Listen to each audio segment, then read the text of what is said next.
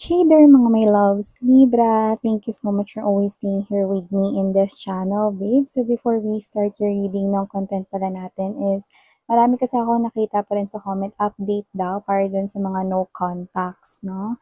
So if you're curious right here and you're one of them, no, I heard you guys, okay? I've got you. So alamin natin yung nasa thoughts, feelings, no, ng person na no contact kayo, wala kayong communication. However, this individual is, maybe you have your specific person on mind. So, pwede ninyong i-pause yung video na to and think about that person. Or, if you can, no, pwede ninyong isipin yung person na to, no, habang ako ay nagsha-shuffle ng ating cards over here. So, yun nga, no. By the way, mga babes, no, alam niyo naman yung ating drill. Wala po tayo ditong gender, babae, lalaki, LGBT, lahat kayo, welcome. Cross-watchers, you're also welcome right here. Pwede nyo rin pong i-flip yung roles if you want. And yeah, guys, all of you, you always have your free will with you, no? Na pwede mong gamitin anytime, anywhere. And of course, paano ka ba naman makakalimutan na batiin ang ating mga bagong subscribers? Hi and hello there everyone, new subscribers.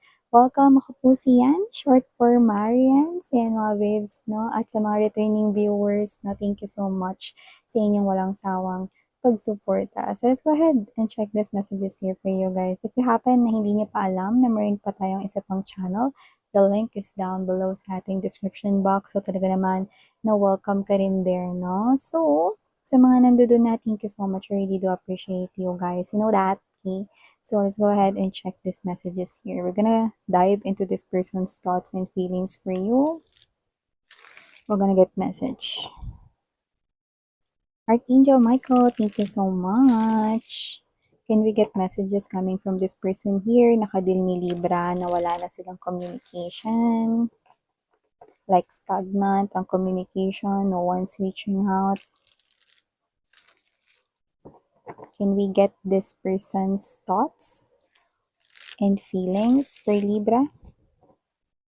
Can we get messages coming from this person right here? Alam mo, for some reason, nakita ko dito ng malaking light, liwanag, kung saan, kung sino man tong kadil ninyo, mukhang nililiwanagan niya siya na about this connection here ninyong dalawa. So, let us see. What does that mean? This is intended for Libra. Cross-watchers ni Libra, feel free to switch roles if you want. Basta guys, just take only what resonates. Libra.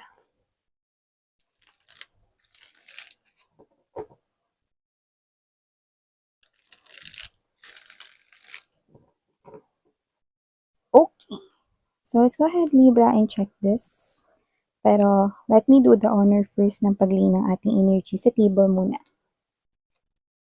Two of Swords. The Ace of Coins. Knight of Wands. Hermit. The Someone Sees the Light. Queen of Wands. Ten of Cups.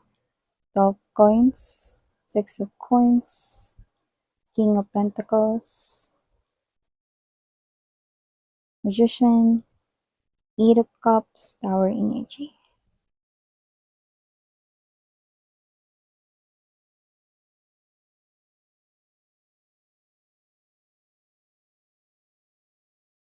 Okay, so Libra, nakita ko dito, no, totoo nga na nakita na nitong tao na to ang liwanag at ito ang mga major realizations niya.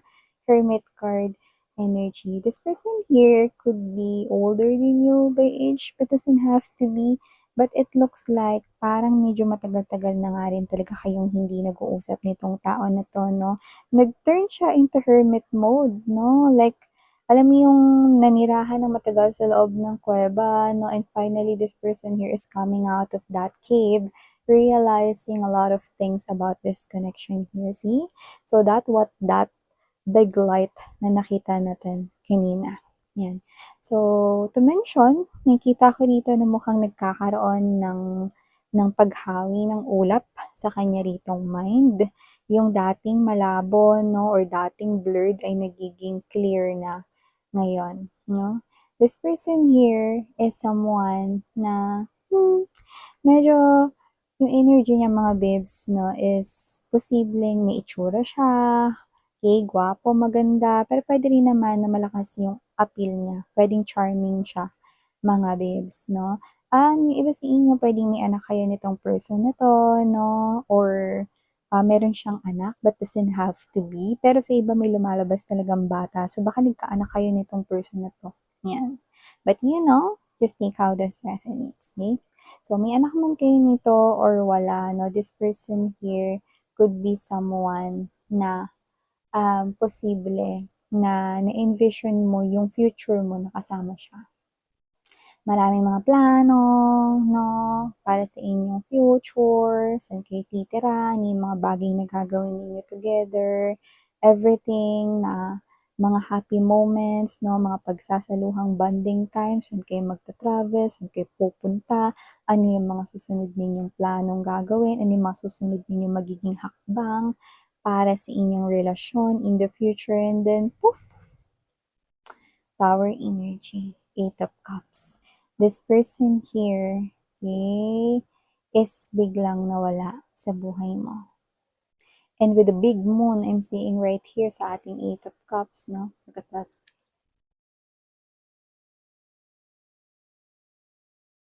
Okay?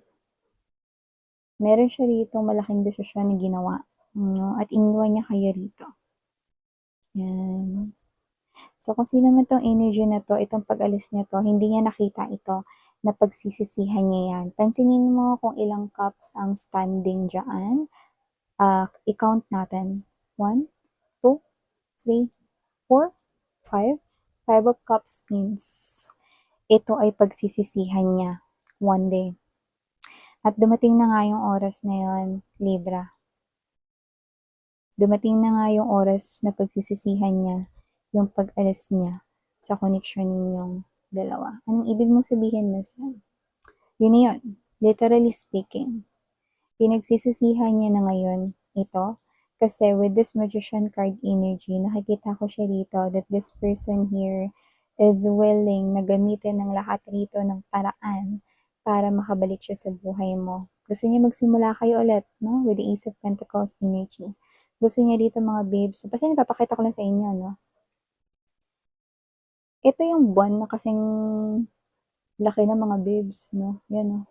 Yung buong katawan mo sa laki ng buwan dyan. At ito rin yung parehas na buwan, no? Dito. So, hindi niya akalain, no? Ano man yung naging dahilan kung ba't siya umalis dito sa inyong connection. Hindi niya akalain, nagugustuhin niya rin palang mag-U-turn at bumalik sa'yo someday. So, pinagsisisihan niya na yan ngayon, no? At gusto niya na rito mga babes, no? Na bumalik sa feeling ninyo, no? Kahit na with the moon present in there, walang kasiguraduhan kung babalik kayo sa life niya, Libra. Pero kung sino man siya, determinado itong energy na to. No, nakikita ko siya rito na talagang porsigido siya rito na makabalik ulit sa inyo. No? Kung may mga bata man dito, may mga anak man kayo or wala, gusto niya rito bumalik sa feeling mo. No? So nakita ko rito na wala kayong communication, yes, no? Pero sarado ngayon ang kanya ritong heart. Wala siya ritong ibang ka-in relationship, wala siya ditong ibang karelasyon, wala siya ditong ibang kausap, to source energy right here, no? So, nakita ko rito na parang kung nakilala mo siya bilang pinagpalit nga ako yun, miss yun dati eh. Iniwan ako yun kasi meron siya nakita ibang babae or meron siyang ibang lalaki, you know? So, whatever the case may be, wala akong nakikitang ganun ngayon. Sarado po yung kanya rito, no, naisipan, no, lalo na yung puso niya. This person here is guarding his or her own heart. Okay? At saka, hindi niya yun pinipilit, no? At talagang ayaw niya lang talaga, wala siyang interest dito with other people. Kaya kung ang dahilan man is third party na person kung ba't kayo rito nagkahiwalay before, no? Hindi ko nakikita, no? Na siya ito na nahuhumaling sa iba ngayon. No? Kaya nga sabi ko sa inyo, this is major realization. This person right here is coming out from this dark cave, no? Marami na siya rito mga bagay na parang natutunan dito sa inyong connection. Malinaw na ito, no? Ang laki ng liwanag na nakita ko. Kung nakita niyo lang yung mga babes, no? Nakasisilaw, no? Kailangan ko ng shades. Pakibot mo nga sa'kin yung shades ko. Nakisuyo. Sino yung mga babes 'no, kung sino man 'tong energy na 'to, nakikita ko rito na malinaw na ngayon na, seryoso siya rito 'no, sa gusto niya rito pakikipagbalikan. 'Di ba si yan, ikaw na nga nagsabi 'di ba, no contact ito. Hindi yan kumo-contact sa'kin, hindi yan nagme-message sa'kin, hindi yan tumatawag sa'kin, hindi yan nagcha-chat sa'kin, hindi yan kahit na ano, na hindi ko natanaw yung anino niya miss yan. So ano pinagsasabi mo diyan, yan 'no? Well, mga babes 'no, currently this person here, yeah, you're right, not doing anything na pag-contact sa'yo. Pero meron siya ritong ginagawa 'no, na may kinalaman at malaki yung kinalaman mo dito 'no. This person here is improving his or her finances right now. Meron siya rito na tina-target na, ewan ko, salary, incentives 'no, may kinalaman sa pera at gagamitin niya yun 'no, para sa koneksyon na ito. What, Miss Yan, are you telling me na ipapain niya sa'kin na pera kapalit na pakikipagbalikan sa kanya? No, it's not that. I do see that arte. I do see that this person here, ini-improve niya po dito yung kanya ritong kaperahan. Kasi kung yung iba baka malayo siya sa inyo, kailangan niya rito ng travel, 'di ba? At saka nakikita ko rito na willing siyang gumastos 'no, willing siya rito na mag-book sa isang fine restaurant 'no, dining restaurant 'no, para magkausap kayo dito. Susuyuin ka niya at gagamitin niya rito yung ipon niya. Kaya ini-improve niya pa yung financial niya rito 'no. Others of them, posibleng natapat na meron sila ngayon na nominasyon 'no, para sa isang vacant position at ito ay isang magandang opportunity para maipagmalaki mo siya. Okay, parang inaayos niya yung background niya rito 'no, para ma-impress niya kayo. Libra, yung nakita ko rito mga babes 'no. All of these things ay ginagawa niya hindi para sa sarili niya 'no, kundi para sa'yo. So I do see 'no, alam mo yung parang tumitilingling ba yun? Sa tenga ko yung word na selfish. So, maaaring itong person na to ay naging selfish, no? Naging greedy, no? Pwedeng sarili niya lang yung inisip niya before. Okay? So, nakita ko dito, no, na hindi yun yung energy na tinatapakan niya ngayon. This person here is afraid to lose you for life.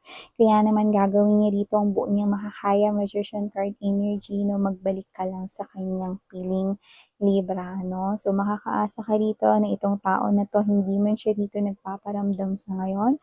Dinadagdagan niya yung ipon niya rito, no? Kasi hindi lang ito one time, big time na boom. Pagtapos niya rito ayain ka sa isang fine dining restaurant, feeling mo tapos na.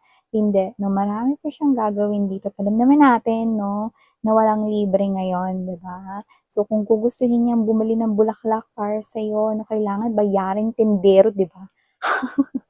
Kasi kung hindi ang papabarangay siya dito 'no, or baka mapunta pa siya 'no, sa police station. Kaya nakikita ko dito mga babes 'no, kung sino man 'tong energy na 'to, nag-e-effort siya ngayon dito 'no, to increase his or her finances. And this person here, kamis yan.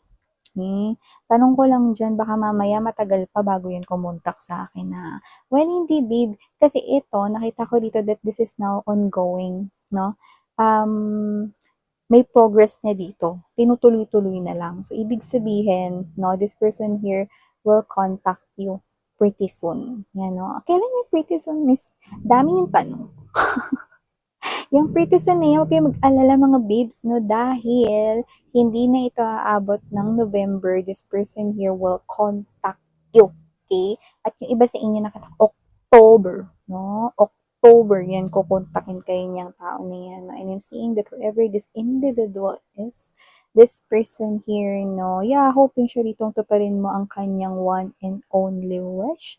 At yun nga, yung magkaayos na kayo rito, no? So, puwedeng naging materialistic rin siya noon 'no, pero ngayon handa siyang ialay lahat ng pera para sa'yo 'no, gumastos dito 'no, bumili ng flight ticket, puntahan ka, ano man 'yan, sasakay man siya sa barko, sa ferry 'no, or sa airplane, helicopter 'no, just to go to you. This person here don't mind that. Hinahanda niya dito yung sarili niya 'no, sa mga possible na mga gastusin, wala siyang pakialam kahit maubos ang pera niya, no? At this person here is also preparing his emotions, no? Or her emotions, bata and gender. LGBTQs, of course, mga sweetheart, you're all welcome here as well, no? Inahahanda niya rin po dito, no, yung kanyang sarili to face you. Okay?